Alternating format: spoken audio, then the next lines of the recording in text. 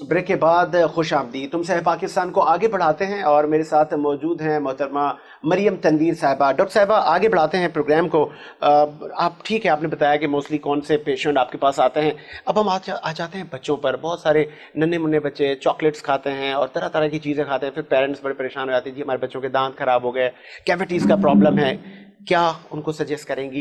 मैं अपने पेशेंट्स को भी हमेशा ही कहती हूँ, मेरे अपने भी माशाल्लाह 2 बच्चे हैं, तो मैं हमेशा बच्चों पे एम्फसाइज करती हूँ कि चाहे कुछ भी खाएं, रात को सोने से पहले ब्रश बहुत ज़रूरी है। रात का जो ब्रश है वो इतना इंपॉर्टेंट है कि अगर आपने सुबह में ब्रश स्किप कर दिया तो वो शायद इतना प्रॉब्लम ना करे जितना रात का ब्रश करता है, क्योंकि हमारे बच्चे हर तरह के जंक फूड खा रहे हैं। इसके अलावा बहुत सारे बच्चे हैं जिनको कैविटीज़ का प्रॉब्लम है, जो कि उनको नर्सिंग बॉटल कैरीज कहा जाता है। नर्सिंग बॉटल कैरीज वो होता है कि जब बच्चे को रात में दूध की बोतल लगाई जाती है, जो कि 3 से 4 साल तक का बच्चा भी दूध लेके जो पीता है, वो दूध की बोतल जो है वो पूरी रात उसके मुंह में लगी रहती है, जिसकी वजह से ये होता है कि वो दांत खराब हो जाते हैं। जो आप देखते हैं अक्सर बच्चों के आगे काले दांत हो जाते हैं, उसको हम नर्सिंग बॉटल केस कहते हैं अपनी ज़बान में।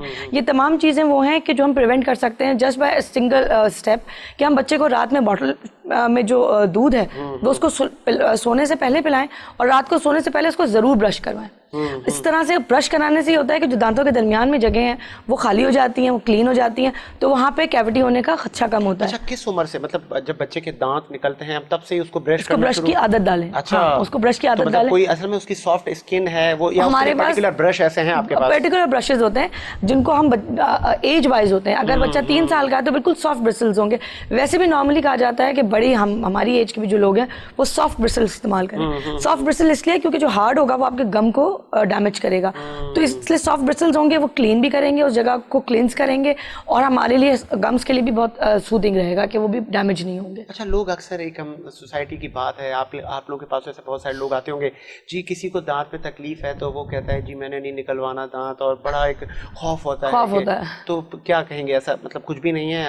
देखिए, बहुत सारे लोगों को मतलब ये शिकायत होती है कि मैंने नहीं जाना, मैंने टेबलेट खानी, मैंने दांत नहीं। देखिए, खौफ तो एक एक्चुअल होता है। आपकी बॉडी में अगर आपका कोई नेल भी टूटे तो टूटे हुए नेल को निकालने में भी तकलीफ है। तो same goes for teeth. Teeth एक दांत के मसूड़े के अंदर एक चीज़ है जो हड्डी के अंदर है, उसको खींच के निकालने में ऑब्वियसली तकलीफ होती है। बट आजकल बहुत सारी टेक्निक्स हैं, जैसे नाइट्रोजन गैस यूज़ की जाती है जिसमें जो पेनलेस एक्सट्रैक्शन है।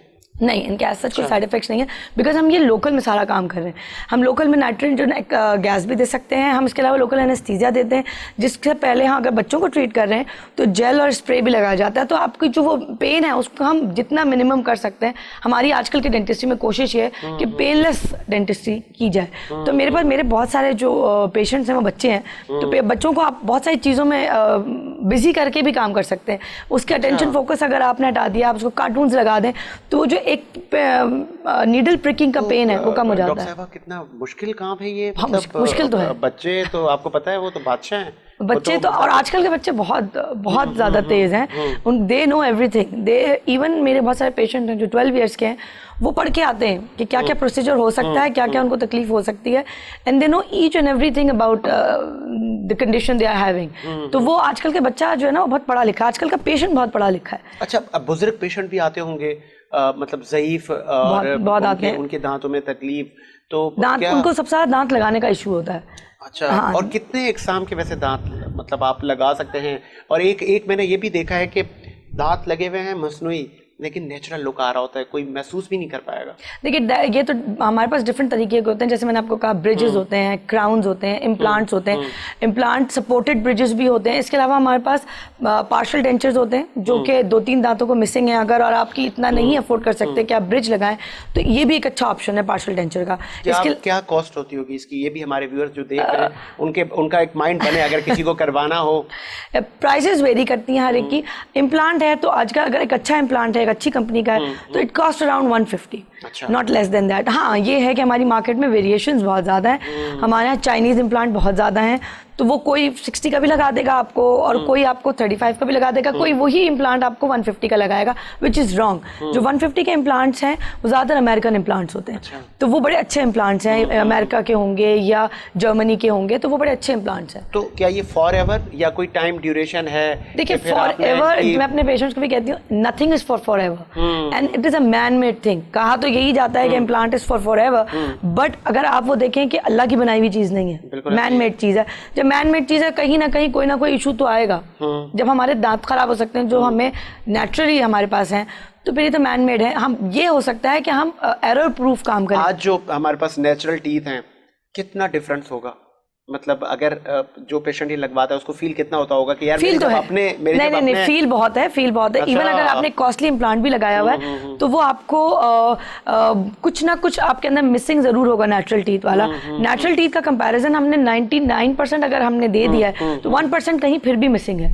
अच्छा, 1% फिर भी मिसिंग है। We can not satisfy the patient 100%। मतलब अभी उस तक टेक्नोलॉजी कहें या कहें कि साइंस नहीं गई अभी तक के बिल्कुल सिमिलर। आई डोंट थिंक कि technology, I think this is something man made, which I believe कि जो अल्लाह ने चीज़ दिया है, whatever God has gifted us, it's beyond our imagination. हम वो कर ही नहीं सकते उतना अच्छा। बिल्कुल ऐसा ही। हम कितनी भी कोशिश कर लें, कुछ ना कुछ मिसिंग जरूर है। आपको देखने में पता नहीं चलेगा, मगर उस बंदे को जरूर पता चल रहा होगा जो उससे खा रहा है। क्योंकि वो, जैसे अगर आप फॉर एग्जाम्पल, मैं अपने पेशेंट्स को भी एग्जाम्पल देती हूँ चश्मे की। आप जब ग्लासेस लगाते हैं तो नया लगाते हैं तो आपको फील जरूर होता है, नया शू लेते हैं तो आपको फील जरूर होता है। Same goes for our teeth. अगर आपने इम्प्लांट लगाया, हो जाएंगे आहिस्ता आहिस्ता आदत डल जाती है। अच्छा। या तो आप इम्यून हो जाते हैं या आप उसके साथ ही रहना सीख लेते हैं। अच्छा, कुछ बहुत सारी हमने मूजी अमराज भी देखे कि यहाँ से कुछ जख्म हुआ अंदर से, लेकिन इस तरह की भी शिकायत थी कि मैंने दांत निजी निकलवाया था, उसके बाद मुझे यहाँ पे कुछ इन्फेक्शन हुआ। तो ऐसे लोगों, देखिए होता क्या है ठीक कि है हो जाता है, लेकिन क्या कोई डॉक्टर की मिस्टेक से भी होता है?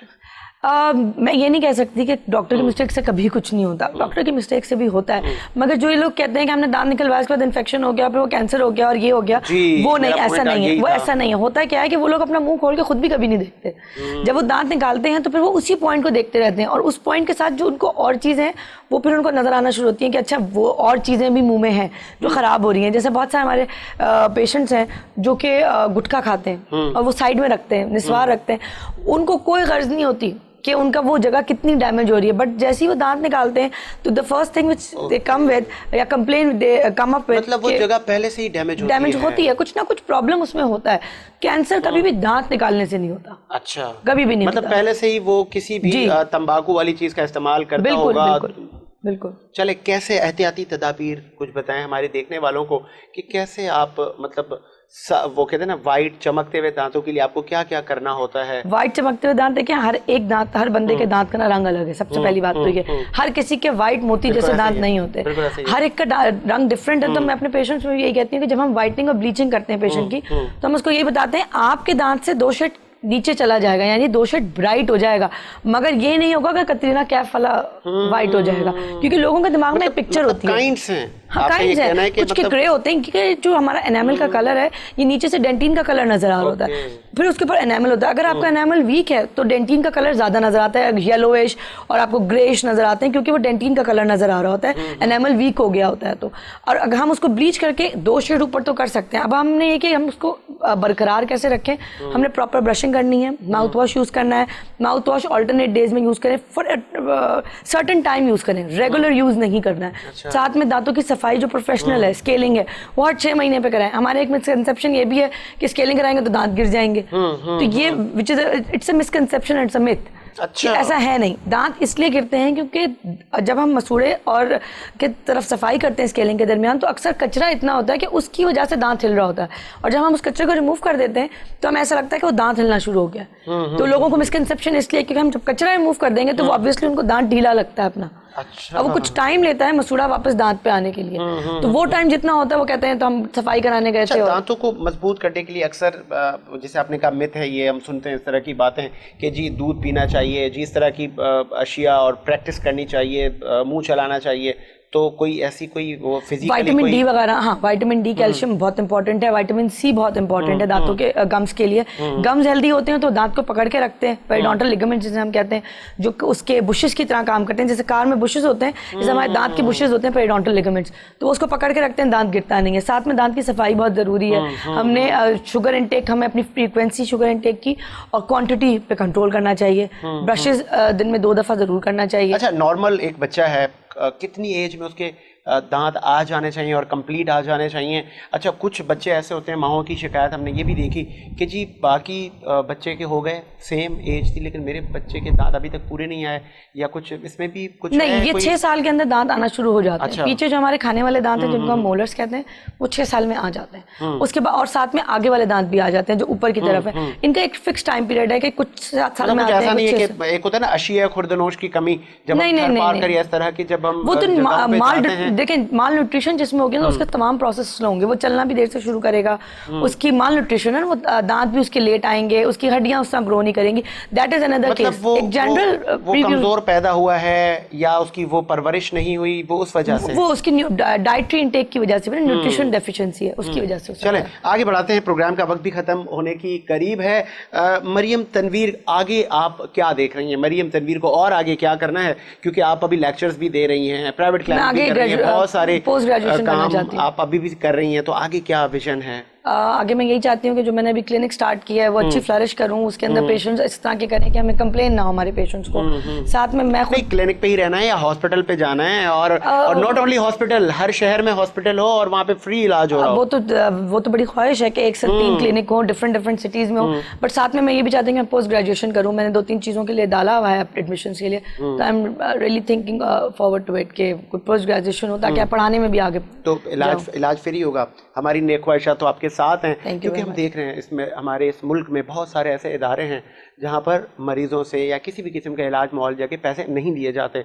आपका कोई इस तरह का एम है कि रफ़ाई इदारा मैं बना लूँ, इतने मेरे पास एसेट्स हों कि हर शहर में मैं करती हूँ चैरिटी के लिए कर रही हूँ। हाँ, मैं अपनी क्लिनिक के अंदर भी मैंने, हमारा एक होता है कि अगर एक पेशेंट है जो अफोर्डिंग नहीं है, बिकॉज क्लिनिक चार्जेस ज़्यादा होते हैं और गवर्नमेंट में अगर आप जाएं तो वहाँ वेटिंग बहुत है, तो हम कोशिश करते हैं कि हमारे पास जितने पेशेंट्स आ रहे हैं उनको हम कुछ ना कुछ बेसिस पे, जो चैरिटी बेसिस पे उनका काम किया जाए ताकि उनको भी एक अच्छी डेंटल ट्रीटमेंट मिले उसी तरह की, उसी कॉस्ट में जो वो अफोर्ड कर सकते हैं। अच्छा, उसी तरह की आपने, सॉरी फॉर इंटरप्ट, अक्सर हमने देखा है कि फिर उनके साथ वो रवैया वो नहीं होता इस तरह के पेशेंट्स के साथ, या उनको वो वैल्यू नहीं दी जाती। ठीक है, मनी सब कुछ है, नहीं, जैसे हम ह्यूमैनिटी, बहुत बड़े बड़े नाम हैं, बहुत बड़े बड़े नाम हैं जो इस तरह से करते हैं। क्या ऊपर तो चैरिटी होता है, अंदर आप जाते हैं तो उनकी प्राइसेस इतनी ज़्यादा होती हैं कि वो चाहे कुछ भी हो जाए वो कहते हैं वही प्राइस पे करनी है। मुझे ऐसा लगता है कि ये एक बिजनेस बन गया ज़्यादा, ये खिदमत से ज़्यादा जो है एक बिजनेस है,